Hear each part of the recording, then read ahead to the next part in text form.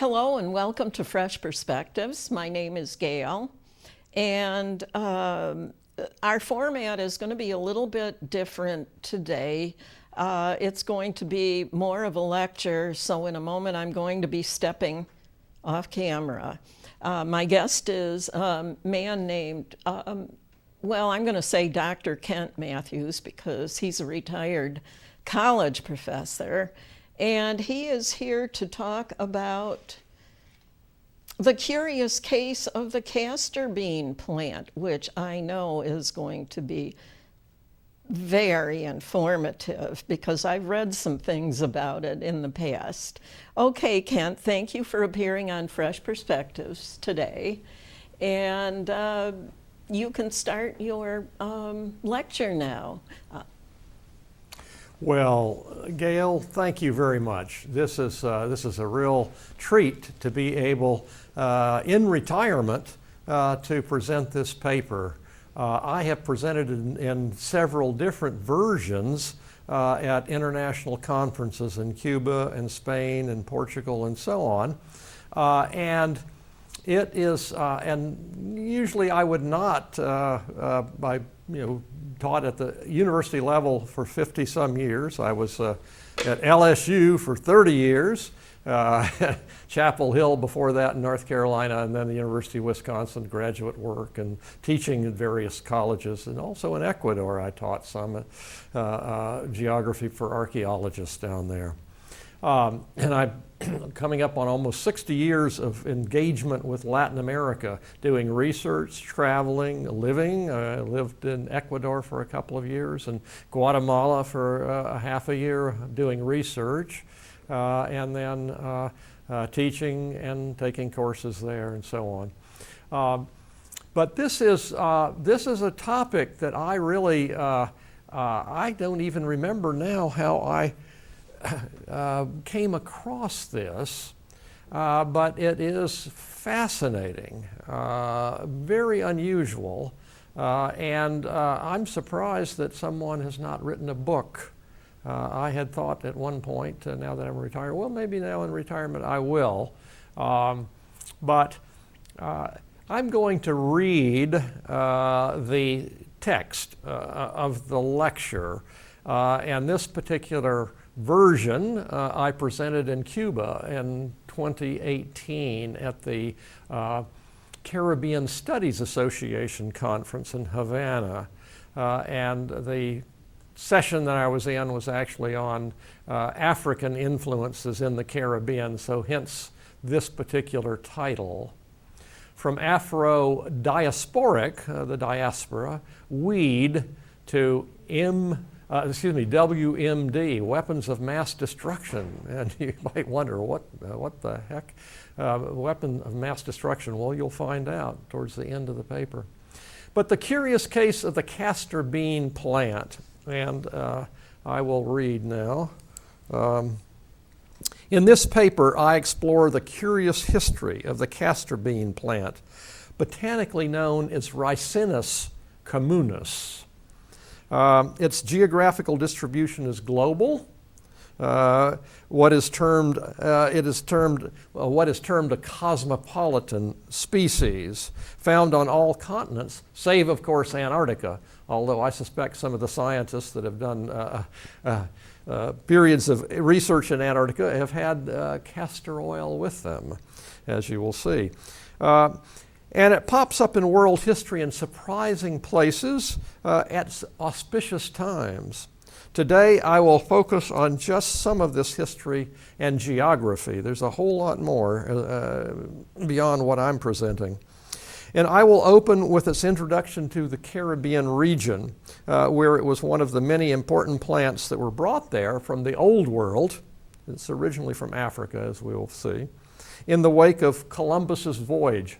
And also, I guess it's an appropriate time. We're right on the eve of Columbus Day, although also now Indigenous Peoples Day. Though Columbus actually was an introducer of plants. He introduced sugar cane the important Old World, originally from New Guinea, and India, and then sugarcane has a fascinating history of its own.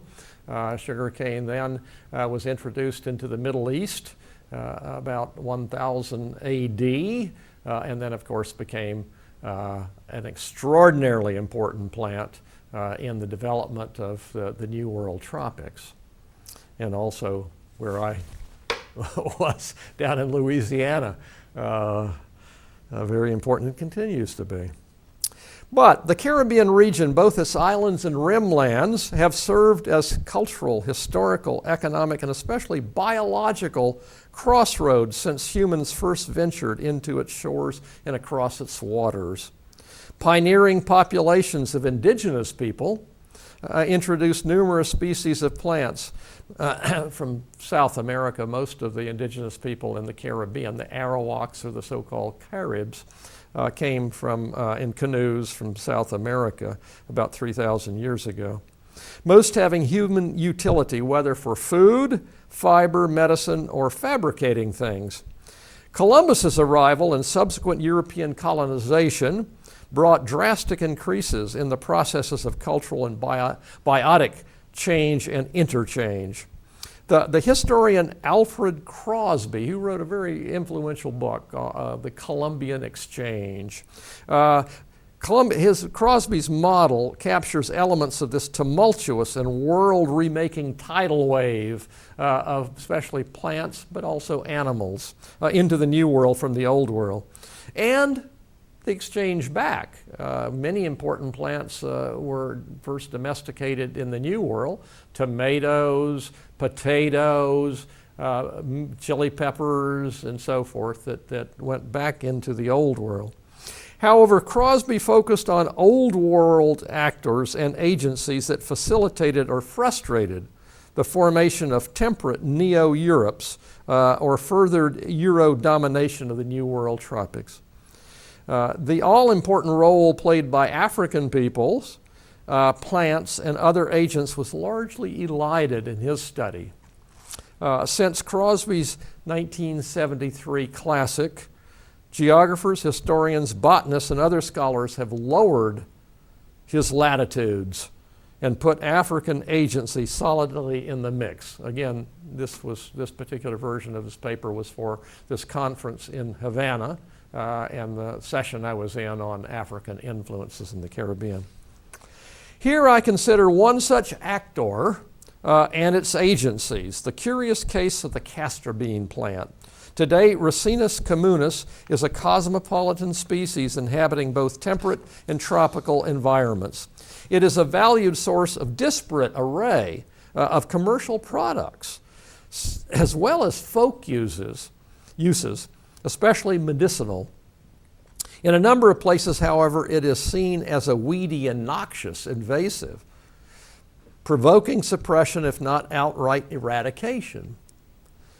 In the past century, two of its extracts, the purgative castor oil and the highly poisonous ricin, have appeared on the world stage, echoing Karl Marx's somewhat facetious quip.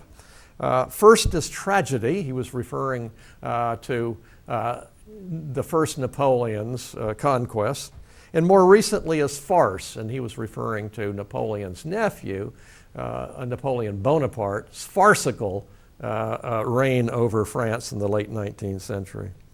However, it is Castor's mundane geographies and quotidian, everyday histories that mark it as one of the most common and useful plants within the currents of the African biotic diaspora.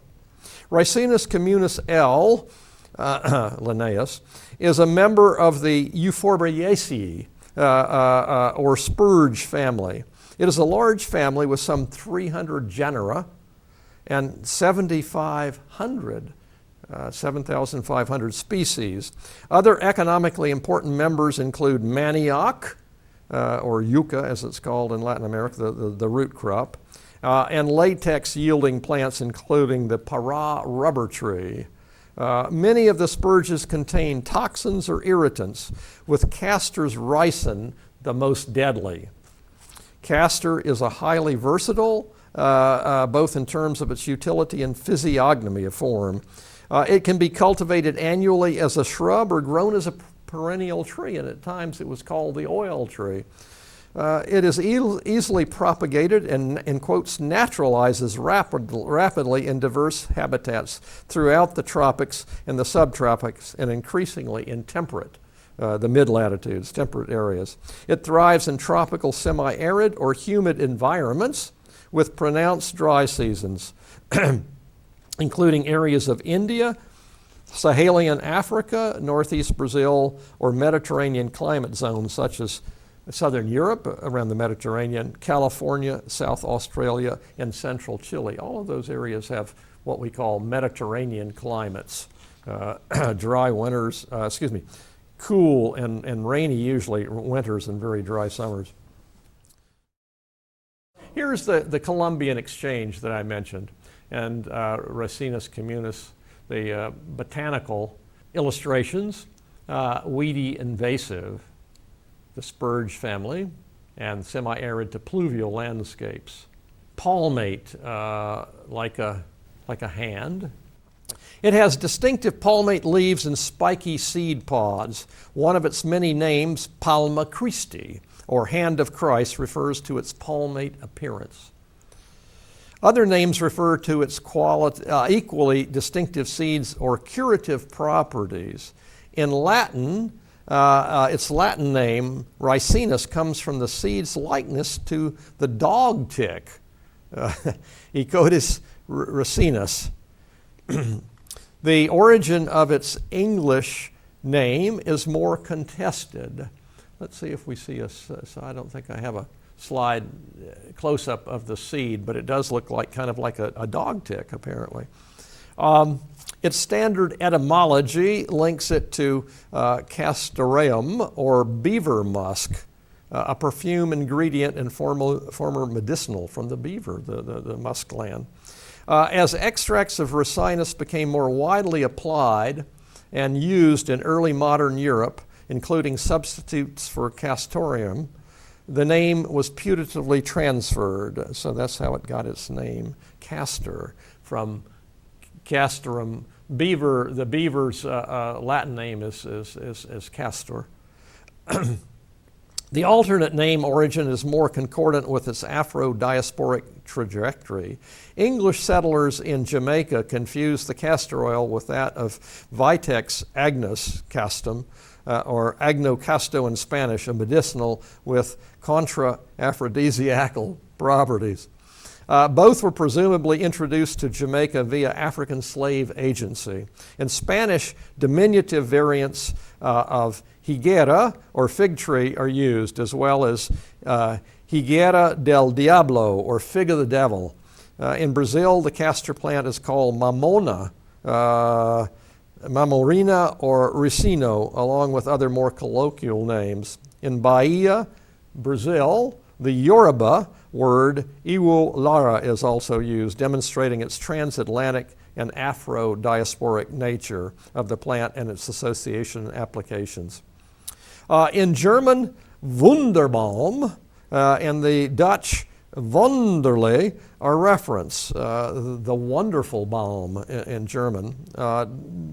Italy has dozens of variant names, including Fagilio de India, or bean of India. So through its range in Africa, or most sub-Saharan area, it has myriad or many local names. The same is true in much of Asian or the Oceanian realms, suggesting both relative antiquity as well as ubiquity.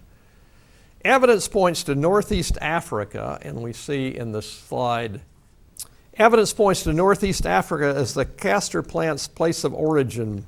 Descandole, an important French student of botany in the 18th century, considered tropical Africa as the castor's home. Vavilov found uncultivated castor taxa in Ethiopia.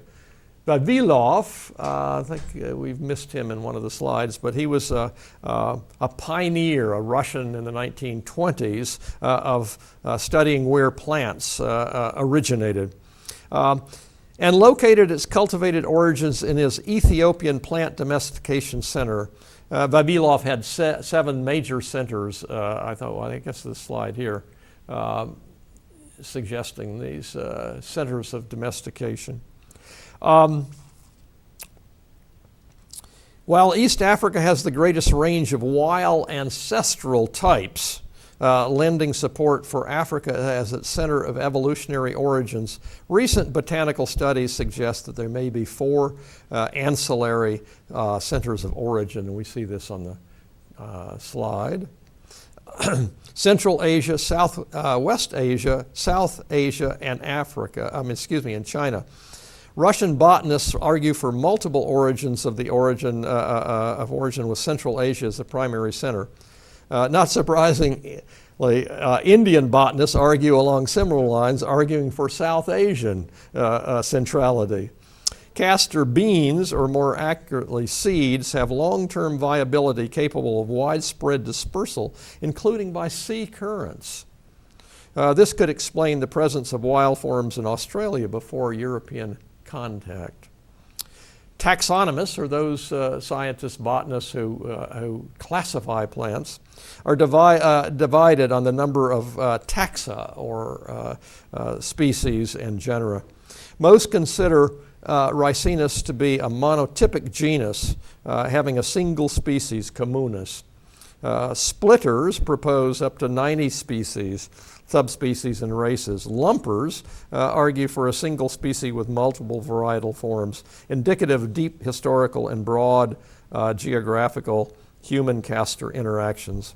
From its single or multiple origins, it was spread throughout much of tropical Africa, the eastern Mediterranean basin, and Asia in early or pre-civilizational times. So we talk about civilization. It probably first emerged about 10,000 years ago in the Middle East, the Levant, and the eastern part of the Middle East, and Iraq and the Euphrates area. Human use of wild castor plants may date from the Paleolithic in Africa, if not elsewhere. Recent excavations at Border Cave in South Africa, dating to about 24,000 BP, 26,000 years ago, have uncovered apparent use of castor seed resin as a poison on a notched stick, similar to contemporary sawn poison applicators, or the so-called Bushmen in the area still use it today. If this is substantiated, then it will be the earliest evidence of human poison use.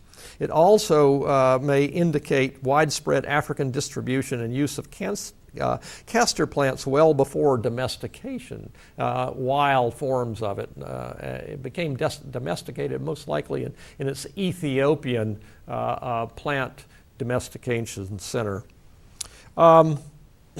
New studies also show that domesticated castor was one of the elements of early Dravidian, southern India, agriculture, along with a number of crops of African origin, suggesting an East African, South Asia diffusion path.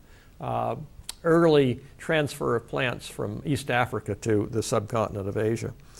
By about 4,000 BCE, before the current era, if you will, or BC, castor was being used in Egypt for a lamp oil. By about 4000 BC, castor was being used in Egypt as a lamp oil, a lubricant, and for medicinal purposes. Dioscorides, Herodotus, Strabo, and Pliny, all important Greek scholars, all remarked on castor oil in Egypt, particularly for illumination as a lamp oil. Castor seeds found in Egyptian sarcophagi, tombs, suggest sacred and elite cultural significance as well. By about 3000 BC or BCE, castor oil appears in Mesopotamian medical preparations in where current day Iraq is, Mesopotamia. By Roman times, it had become well established and utilized throughout the Mediterranean world for lighting, an emollient for the skin, and multiple medicinal purposes. By 1000 BCE, it was being used in multiple ways in India, though the earliest record of use in China dates only to the Tang period, about 700 the current era AD. This later appearance in the Chinese records may indicate a diffusion pace and path from out of its African hearth. Its diffusion westward from this hearth can be assumed to have been early as well, though for Europe, beyond the Mediterranean regions, the record is sparse, so we really don't know. The abundance of names in Italy probably reflects deep and broad cultural acceptance and occurrence. Their paucity in Northern Europe may indicate a lesser cultural embeddedness. Albertus Magnus, German medieval luminary, theologian, and alchemist, cultivated the castor plant, presumably for medicinal reasons. One source dates the introduction of castor oil to England in 1548. However, given its multiple uses from the Mediterranean to the Far East, Northern European traders and travelers were presumably exposed to it from the late Middle Ages on. Selective introductions were no doubt made. How wide the adoptions were and where is another question that deserves scholarly attention. By the 15th century, the 1400s, it appears that castor, both cultivated and wild, was in wide use throughout sub-Saharan Africa. With the onset of the European-African slave trade, the castor plant and its many uses were diffused to multiple locations in the New World, as I suggested at the outset of the talk. The culture history from these transfers has not been thoroughly researched or documented, but we can thank Judith Carney, geographer Judith Carney at UCLA, in a series of papers and books for providing the most comprehensive overall account of African botanical legacy within the Columbian Exchange. These are two of her books, In the Shadow of Slavery and Black Rice, Introduction of African Rice to actually South Carolina. Carney has identified some 60 food crops of African origin. A majority of these crops were transferred to the New World, most notably African rice, different from the Asian rice, sorghum, millet, yams, not sweet potatoes, that's confusion. Yams are a separate root crop. Plantains, like bananas, cowpeas, sesame, okra, watermelon, coffee, oil palm, and the castor bean. The primary relocations were in lowland tropical environments, initially within plantation contexts. The slaves brought seeds and so on with them, often, sometimes hidden. Carney has singled out the castor bean as a window on the contrasting significance and utility of African diasporic plants to slaveholders and slaves. What at first blush seems to have been a very minor element in the immense and tumultuous flux and circulation of biotic actors, including microbes, plants, animals, and people, all of the biotic species that came, turns out to have been had more salience than one might imagine. For the enslaved Africans and their descendants, castor was not only a link with former homelands, but also a source of medicinal, emollient, luminary, and lubricant applications, and for a select few, a potential poison of great efficacy. Some of the African domesticates here, watermelon, okra, and so on, coffee, that are originally from Africa. Now, slave dwelling with castor plants. The castor plants, but it's in the background here, the castor plants are quite evident. While I lack direct evidence of this, knowledge of the castor bean's toxicity should have weighed heavily on the minds of the slaveholders as well. Now, I just haven't done that research. I think probably it would be quite evident, given that ricin probably was widely used as a poison by slaves and we'll see in a moment, in the Haitian Revolution in the late 1700s, early 1800s. I think would have been evident to the slaveholders that this was a danger.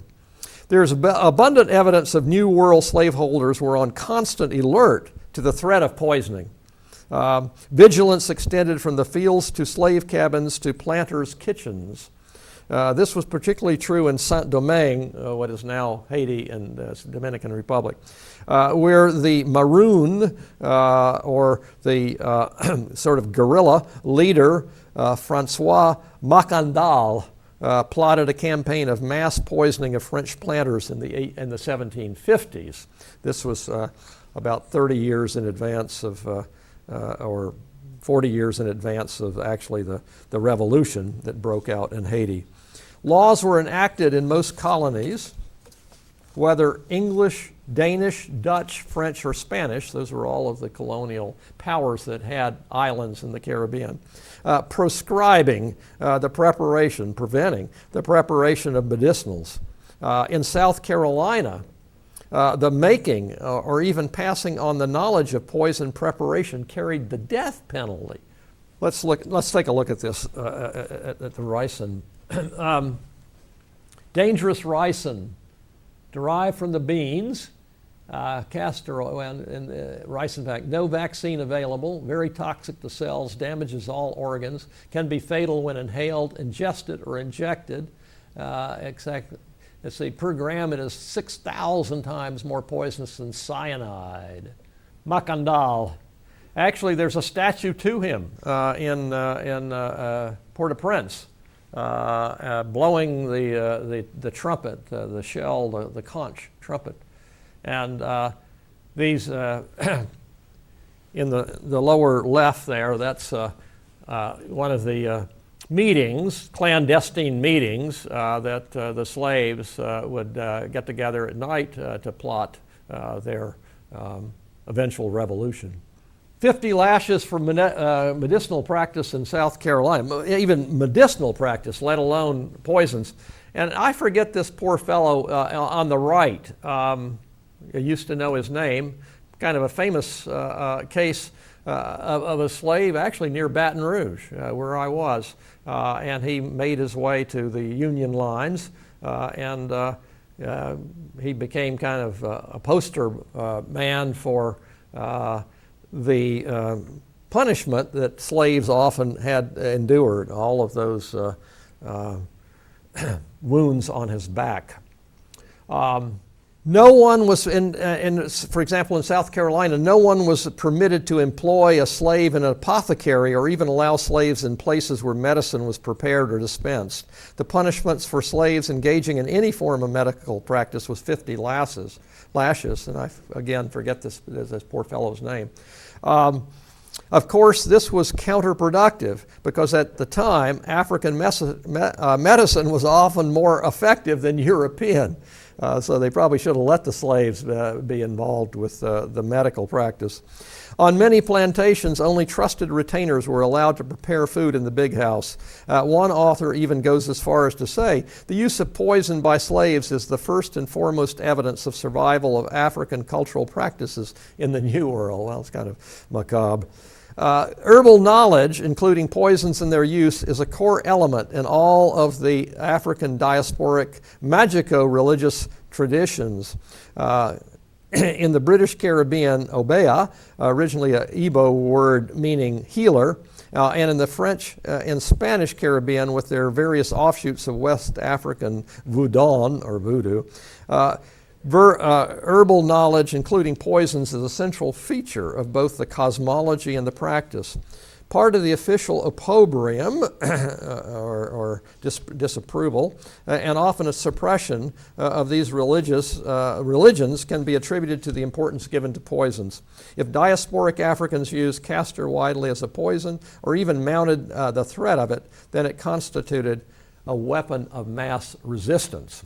For the enslavers, the castor plant provided products that facilitated the passage of their human cargo. In the late 1600s, Jean Barbeau noted the cultivation of castor, Palma Christi, in the garden of the famous Gorée Island, Senegal, the famous French slave embarkation point. Here's Obeah and Voudon, or voodoo, we know it as voodoo from Louisiana, in the Caribbean. Gorée Island, Senegal, and again, a statue to the slaves about to be embarked. Perhaps the greatest liability to the slave trade in transit was not slave revolt or even shipwreck, but slave salubrity, health. As you can imagine, in the really cramped conditions, often in the holds of the ship, slaves sometimes were only allowed out for an hour in 24 hours for a little bit of fresh air and so on. Castor oil was an all-purpose remedy for many of the afflictions that could and did affect humans confined in inhuman conditions. Its toxic quality served as a vermifuge to kill various worms, for example, and as a delousing agent to kill lice. In low doses, it was thought to be a tonic. In higher doses, a purgative. Both for vomiting and as well as defecation.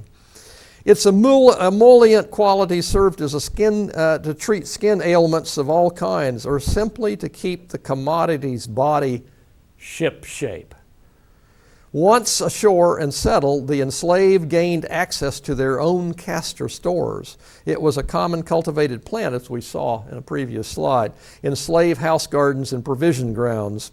Provision grounds is the name in the Caribbean for home gardens that the slaves were often allowed to plant to actually provide food for themselves.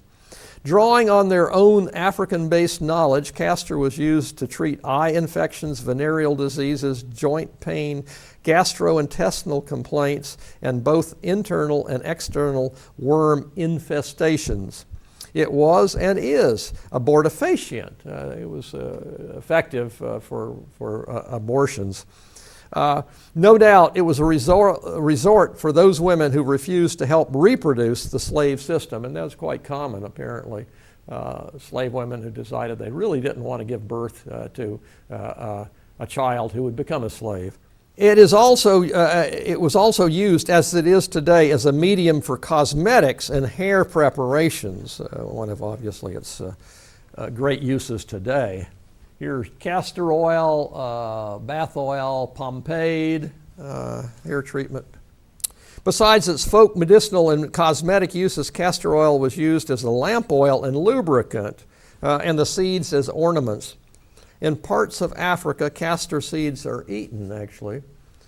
Here's the slide again of the slave dwelling and castor plants, and a close-up, a good one of the castor beans and oil.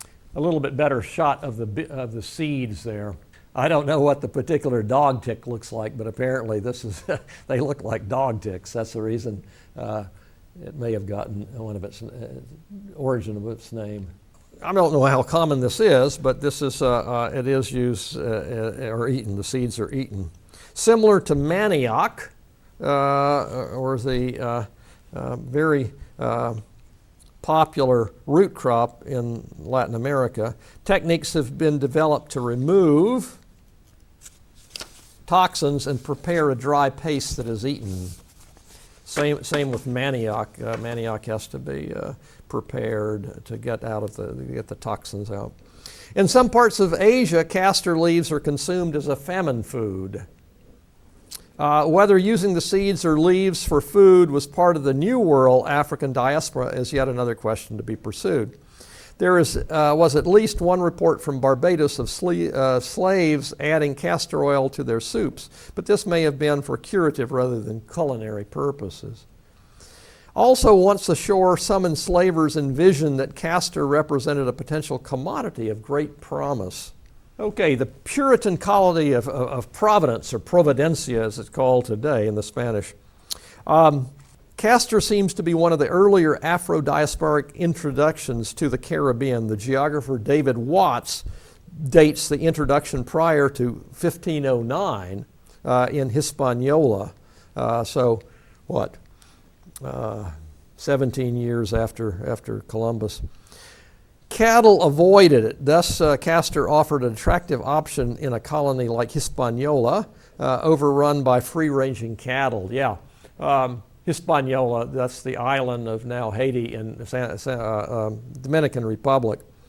Of course, the Spanish introduced cattle, and they ran kind of rampant. They just exploded in population, no predators, and they kind of destroyed the indigenous people, who were also destroyed quite quickly within about 30 years, their gardens. But the cattle avoided it. Thus, Castor offered an attractive option in a colony like Hispaniola. But the market proved nothing like what sugar was to become. At least one colonization venture envisioned it as a key commodity role for Castor. The short-lived 1630 to 1641 English Puritan colony of Providence off the coast of Nicaragua targeted Castor as their road to riches after tobacco proved improvident. And here we see these two islands, Providencia and San Andres. Or St. Andrews originally. Yeah, it was actually Puritans, some of the Puritans that didn't go to Massachusetts, to the Bay Colony, came down to these two islands, but they, as I say, they didn't last long, just 11 years, and then they left.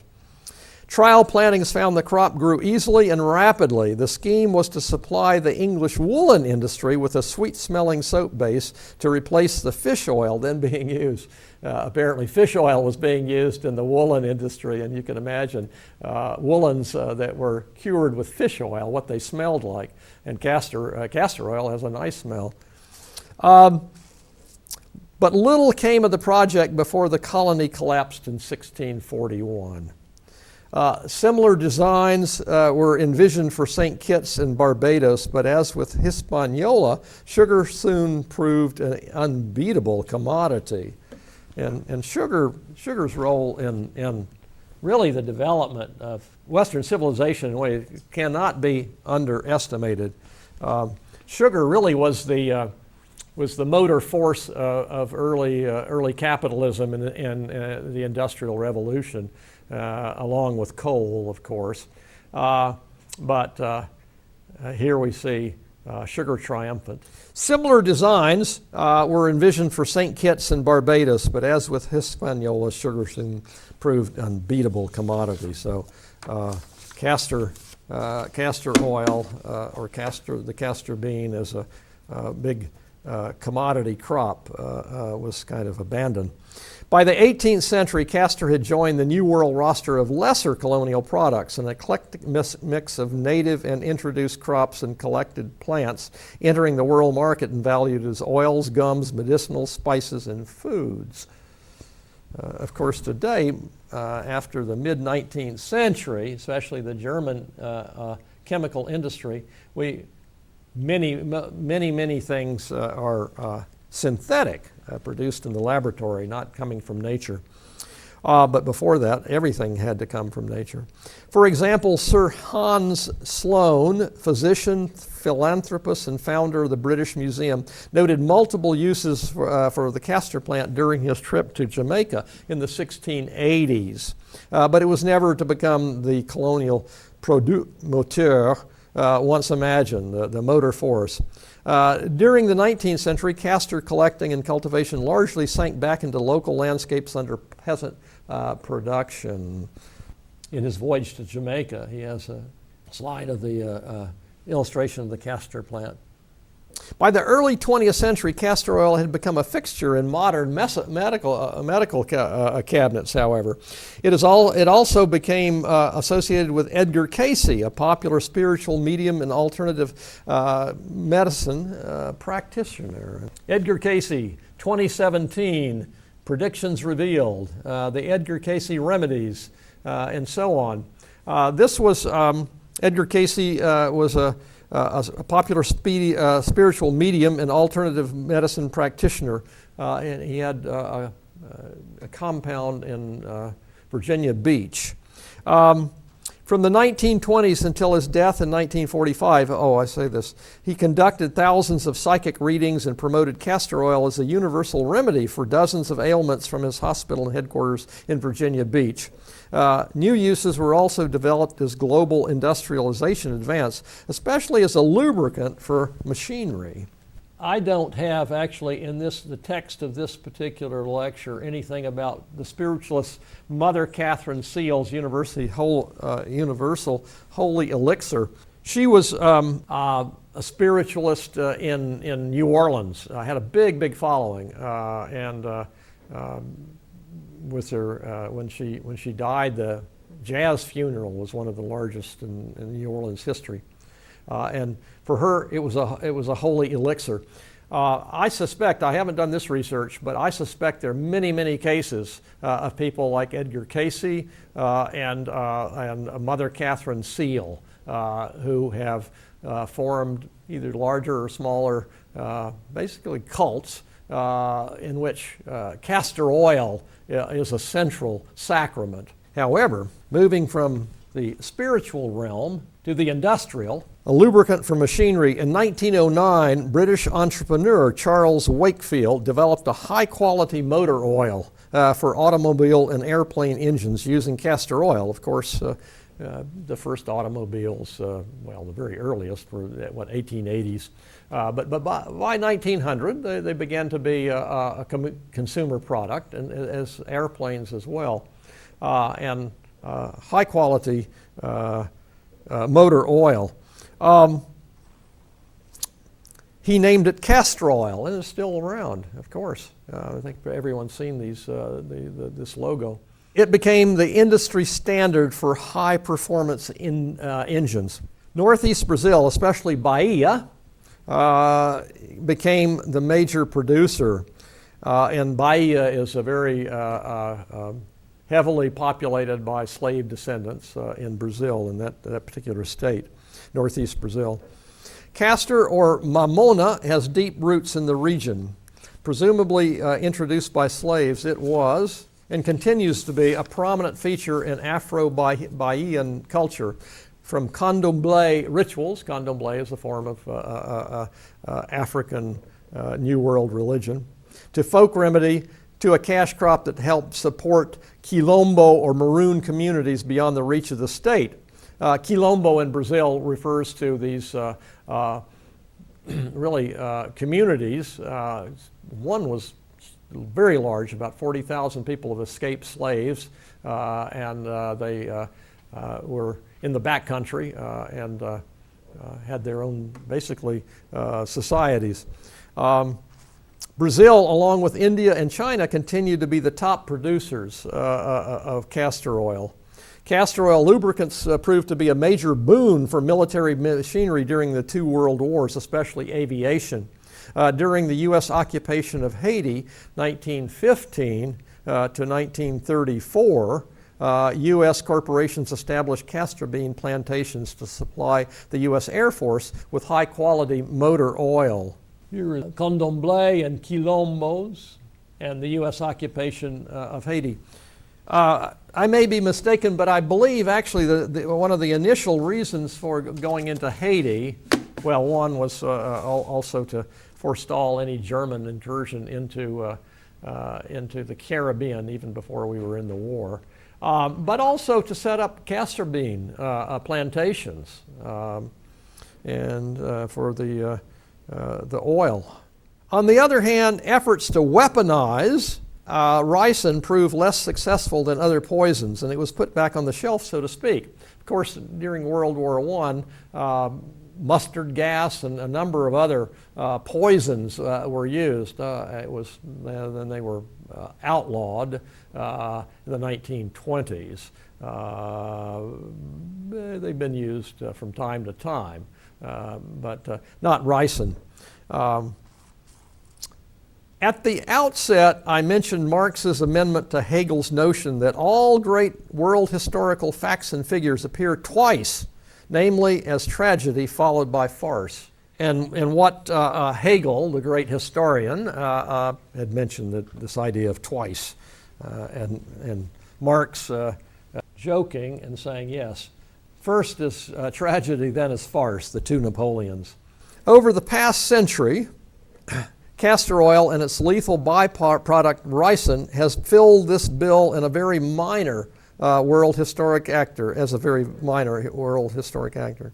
The intellectual author of the first act, Gabriele D'Annunzio, novelist, poet, journalist, war hero, and proto-fascist. After World War I, he led a contingent of irredentist Italians. Irredentism refers to trying to campaigns to reclaim territory, and seized Fiume and set up an independent state. There he advocated extreme doses of castor oil to purge, in quotes, the body politic and help popularize its use by fascist black shirt gangs and attacks on political opponents.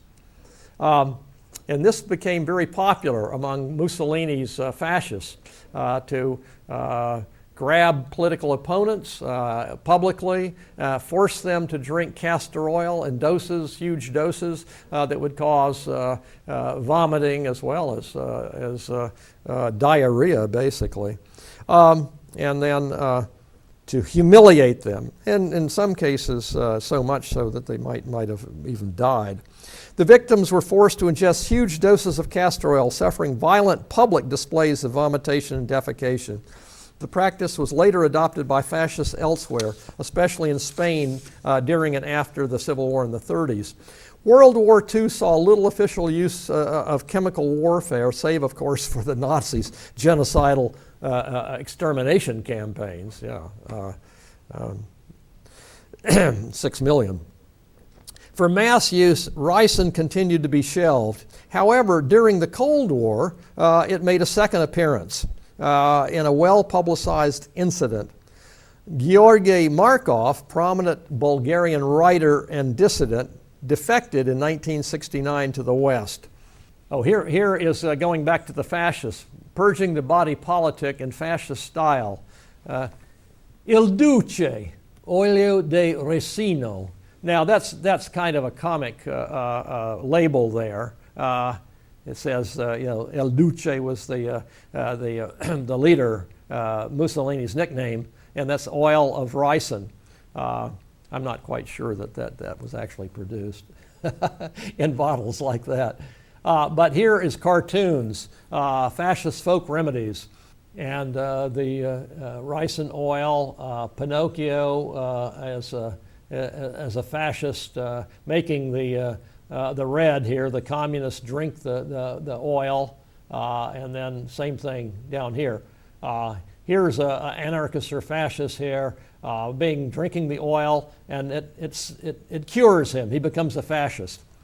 Okay, here's the Bulgarian dissident, Markov. Based in London and working for the BBC and Radio Free Europe after he left the communist bloc, he intensified his campaign of ridiculing and satirizing the Zenakov, that was the dictator of Bulgaria. On September 7th, 1978, Zenakov's birthday, at a bus stop after crossing London's Waterloo Bridge, Markov was injected with a minute pellet containing ricin by a KGB agent wielding a gas injector disguised in an umbrella. Sounds like James Bond. But it really happened. He died 4 days later, auspiciously on 9/11, but 1978.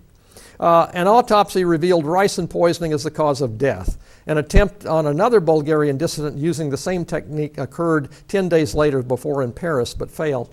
Of course, Putin and the Russians, they love to eliminate their enemies with poisoning, and they've done it on numerous occasions. Castor's third historical, you might say world historical act or stage appearance occurred not in the streets as with fascist thuggery or KGB retaliation, but in the General Assembly of the United Nations. On February 5th, 2003, U.S. Secretary of State General Colin Powell went before the UN to make the final case for the invasion of Iraq. And of course, the whole thing was what we call today disinformation. Immense disinformation campaign saying, now, of course, it's true that Saddam Hussein did use chemical warfare against the Kurds, but he had largely, as far as the UN inspectors could tell, had gotten rid of all of his weapons of mass destruction. So the justification for the invasion was completely bogus. But here he is. He went before and he dramatically held up a small vial said to contain anthrax, and also claimed that ricin production for terrorist attacks on the West was being carried out in Iraq by jihadists allied with Saddam Hussein. This posed as proof positive that Saddam Hussein not only had weapons of mass destruction, but that his proxies were planning to use them. The rest is recent history, but also farce and then tragedy. So Marx's idea of quips about Hegel's idea of history happening twice. First is a farce and then is tragedy.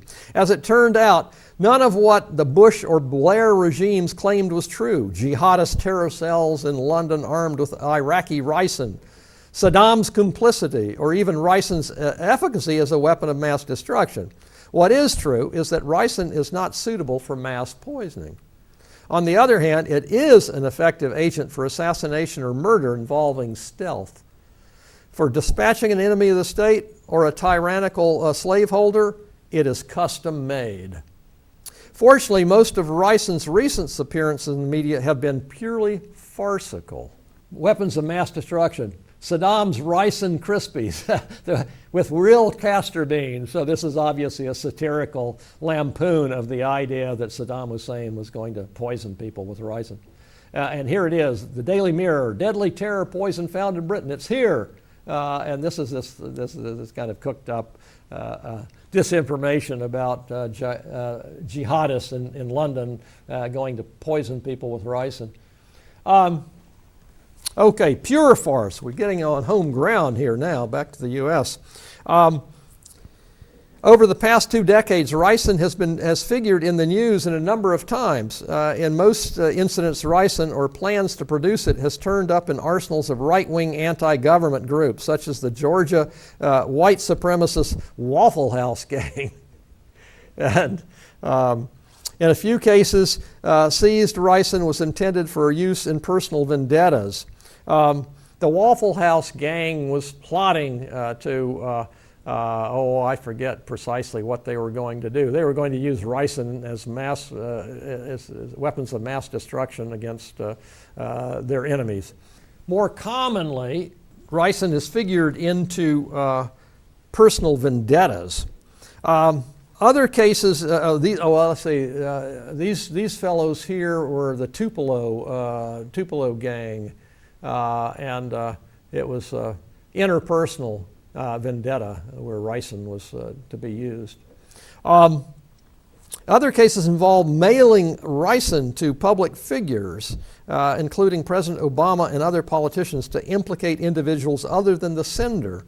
The two most risible or laughable involved feuding Elvis impersonators, Kevin Curtis and Everett Dutschke of Tupelo, Mississippi, Elvis's hometown, and Shannon Richardson, a Dallas Texas vampire movie starlet trying to implicate her husband. So these are the two guys, the two Elvis impersonators, and then they were trying to implicate each other.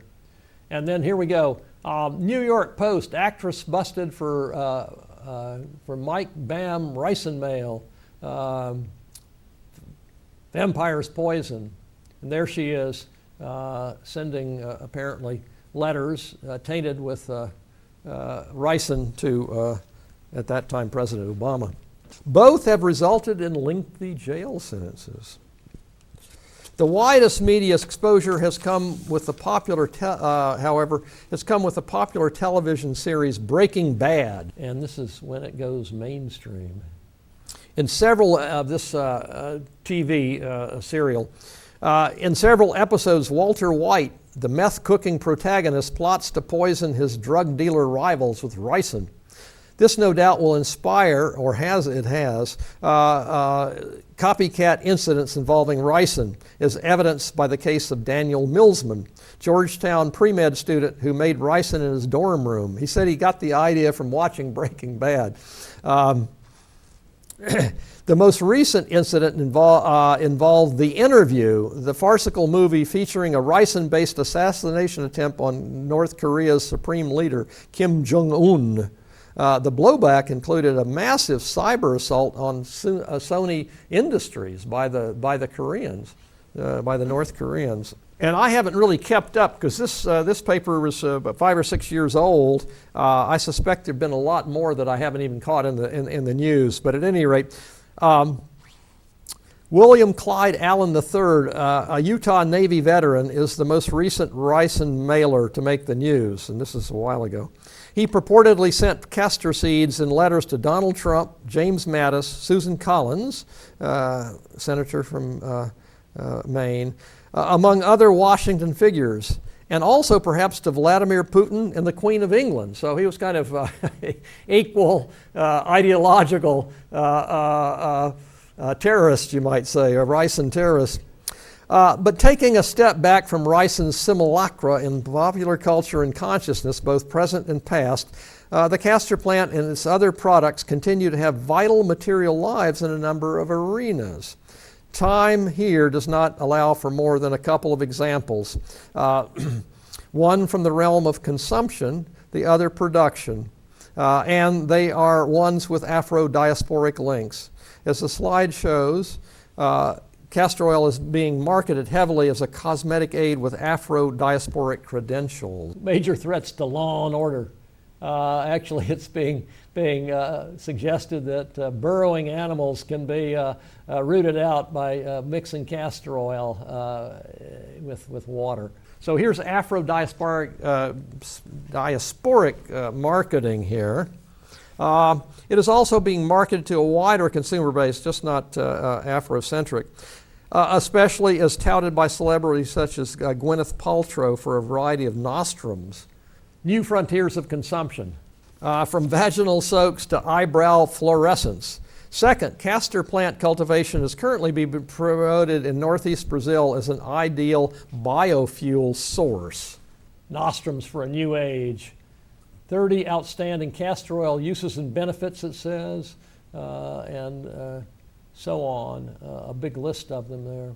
It's currently being promoted in northeast Brazil as an ideal biofuel source.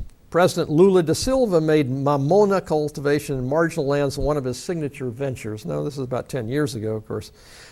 It has a number of advantages over other sources, not the least of which it is a local crop of long standing and an integral part of the Afro-Brazilian smallholder culture. These two uses, one for enhancing bodies, the other for powering machines, one old, one new, aptly represents castor's radiating cultural historical course since its beginnings in Africa, retaining ancient applications while making and taking on new and sometimes surprising utility and significance. Thank you. Okay, thank you. That was so very, very interesting. It's kind of amazing. Especially some of those more recent news events. Yeah, the Waffle House gang. Okay, well, thank you so much for appearing on Fresh Perspectives today. And I'll see those of you on the viewing audience when we do the next episode.